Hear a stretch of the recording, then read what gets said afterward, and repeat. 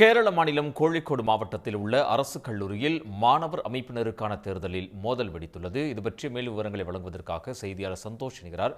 சந்தோஷ், மோதலுக்கான காரணம் என்ன சந்தோஷ்? அதாவது அங்கு நடந்த அந்த தேர்தல்ல முறைகேடு நடந்திருப்பதாகத்தான் இந்த குற்றஞ்சாட்டி இந்த மோதலானது நடைபெற்றிருக்கிறது. கேரள மாநிலம் கோழிக்கோடு பேராம்பரா அரசு கல்லூரியில மாணவர் அமைப்பினருக்கான தேர்தல் நேற்றைக்கு நடைபெற்றிருக்கிறது.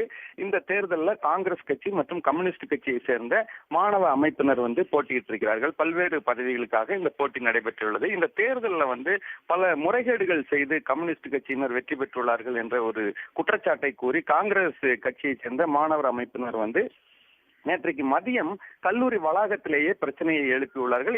இது தொடர்பாக அந்த பகுதியில் ஒரு மோதலும் ஏற்பட்டிருக்கிறது. இதைத் தொடர்ந்துதான் நேற்று இரவு பார்த்தீங்கன்னா இந்த இரண்டு காரணங்களை சொல்லி இந்த முறைகேடுகள் நடந்து தேர்தல் வெற்றி பெற்றிருப்பதாக கூறி இரண்டு தரப்பினரும், கம்யூனிஸ்ட் கட்சியினரும் அதே போல காங்கிரஸ் அமைப்பினர், மாணவ அமைப்பினர், இரண்டு மாணவ அமைப்பினர்களும் ஒரு பேரணி நடத்தியிருக்கிறார்கள். இந்த பேரணி ஒரு கட்டத்தில் மோதலாக உருவாகக்கூடிய ஒரு சூழல் ஏற்பட்ட காரணத்தினால பாதுகாப்பு பணியில் ஈடுபட்டிருந்த போலீசார் கூட்டத்தை கட்டுப்படுத்துவதற்காக அங்கு கண்ணீர் புகை குண்டுகளையும் வீசியிருக்கிறார்கள். அதே போல தடியடியும் நடத்தியிருக்கிறார்கள். இந்த தடியடி சம்பவத்தின் போதுதான் காங்கிரஸ் கட்சியினுடைய எம்பியாக இருக்கக்கூடிய ஷாஃபிக் அப்படிங்கிறவர் தாக்கப்பட்டிருக்கிறார்.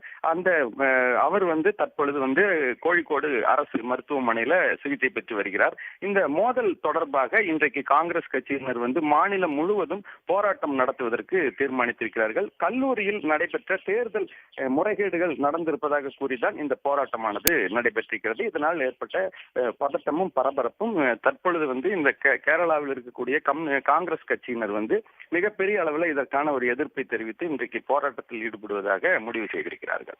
உடனுக்குடன் செய்திகளை தெரிந்து கொள்ள சன் நியூஸ் பெல் ஐகானை கிளிக் பண்ணுங்க.